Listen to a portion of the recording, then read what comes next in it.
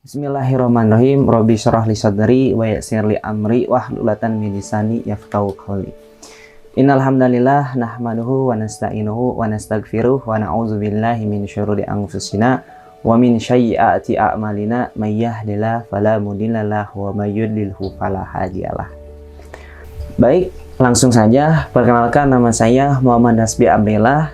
Saya adalah salah satu mahasiswa Universitas Sunan Gunung Jati Bandung yang terletak di Cibiru. Saya juga mengambil jurusan Akidah dan Filsafat Islam, Fakultas Usuluddin. Baik, langsung saja, nggak usah basa-basi lagi. Mari kita langsung masuk saja kepada pembahasannya, yaitu relasi bahasa sastra dengan filsafat di era perkembangan zaman digital ini.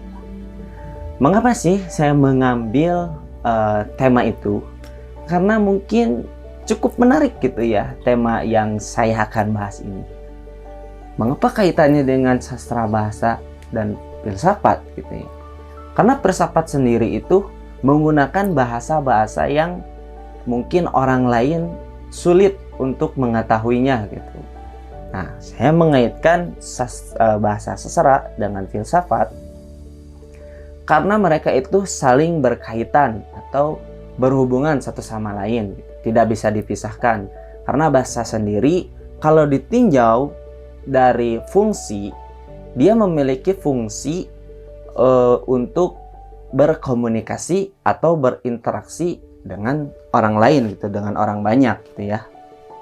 Nah, apa hubungannya dengan filsafat?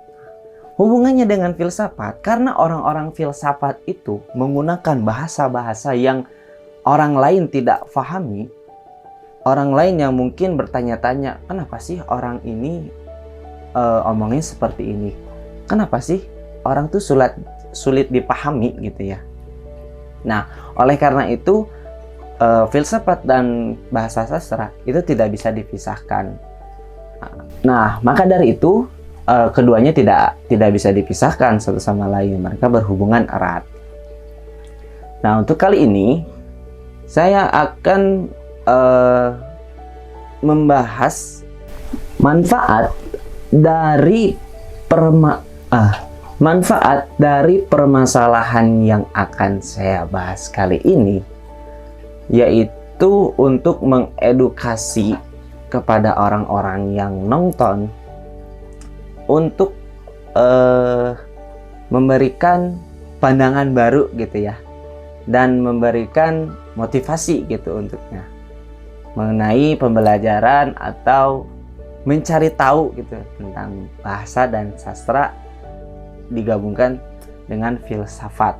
Nah, tujuan saya membahas antara bahasa dan filsafat di era digital ini tidak banyak sih, karena kita sedang berhadapan dengan zaman modern, dan di mana zaman modern ini kita serba dimudahkan oleh internet. Apakah zaman modern ini lebih banyak baiknya atau lebih banyak buruknya gitu? Kita lihat dulu ke belakang dari segi buruknya di era digital ini ya. Nah, di era digital ini kita serba mudah menemukan sesuatu di dalam internet. Nah, salah satunya contoh ketika kita mencari pembahasan tentang pembelajaran kayak bahasa dan filsafat, atau mungkin kita mencari ilmu di dalam internet. Kita tidak perlu istilahnya pergi ke perpustakaan, karena sekarang serba dimudahkan di dalam internet. Sudah mencangkup semuanya. Bahkan yang ada di perpustakaan juga kita sudah bisa menemukan di dalam internet.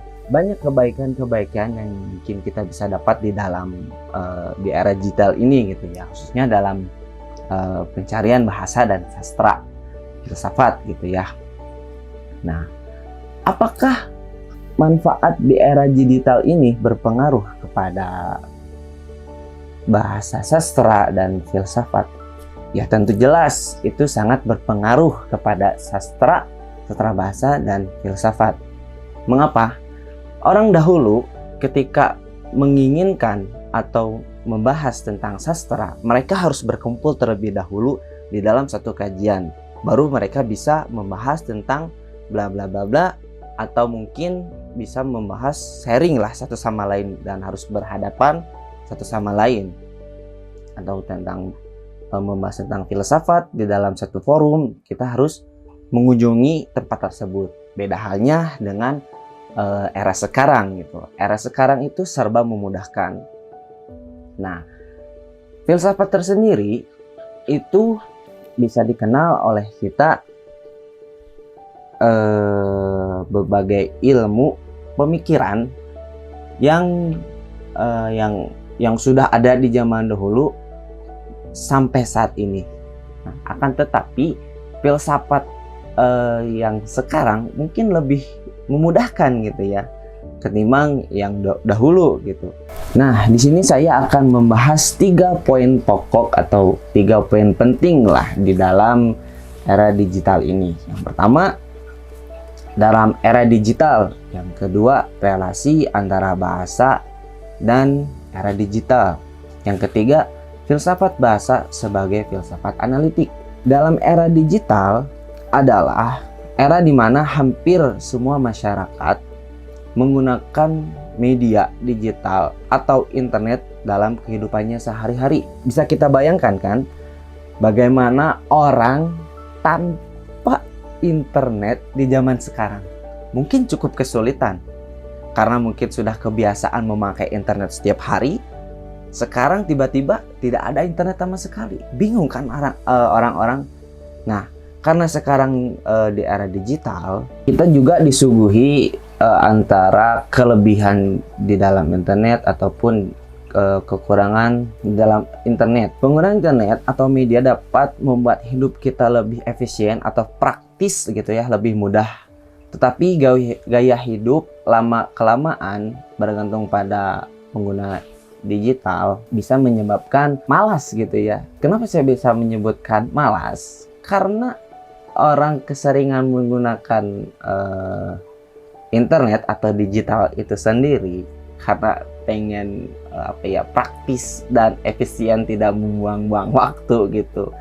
Kita seakan-akan malas untuk pergi keluar atau mungkin kemana gitu. Karena kan sekarang eranya digital kayak GoFood atau misalkan beli barang itu bisa melewati internet. Itu kekurangan dari di era digital sendiri. Untuk relasi antara sastra bahasa dan era digital, pembelajaran sastra digital mengacu pada teori pembelajaran konstruktisme. Teori tersebut mengungkapkan bahwa peserta didik membangun pengetahuan dan makna dari pengalaman mereka. Tujuan dari pembelajaran sastra digital yaitu untuk menciptakan kesadaran membangun potensi diri melalui pembelajaran sastra digital. Maksudnya kayak gimana pembelajaran digital? Nah, maksudnya pembelajaran digital itu kita bisa mengakses pembelajaran melalui internet. Karena sekarang di zamannya internet serba mudah, kita bisa mengakses kemana saja lewat internet.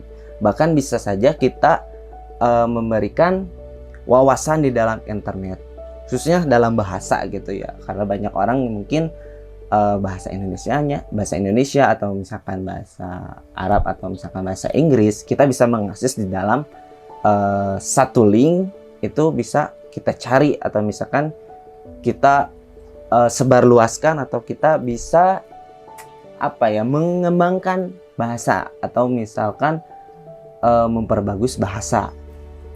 Nah, yang ketiga itu adalah filsafat bahasa sebagian kajian filsafat analitik.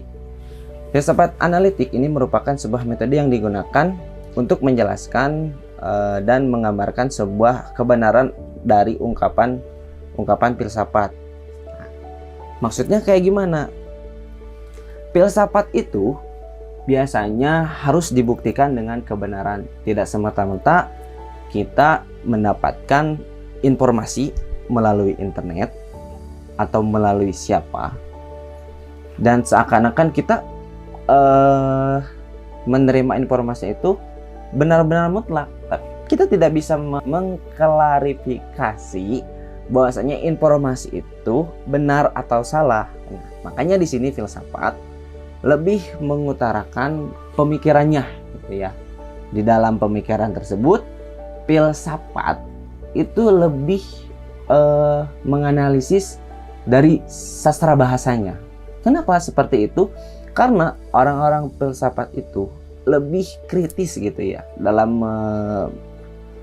menerima informasi atau misalkan wawasan gitu. Karena mereka tidak mau asal menerima pembahasan yang dia terima atau mungkin dia dapatkan dari seseorang. Nah, maka dari itu orang-orang berfilsafat tidak mungkin langsung mengklaim bahwasanya itu benar atau mungkin ini sudah benar mutlak. Tidak, orang-orang filsafat di situ mencari terlebih dahulu ini sumbernya dari mana atau ini dapatnya dari mana. Nah, barulah di situ mengklarifikasi bahwasanya kebenaran itu sudah mutlak gitu ya. Nah, tadi kan sudah disampaikan poin-poin penting yang ada di dalam makalah tersebut.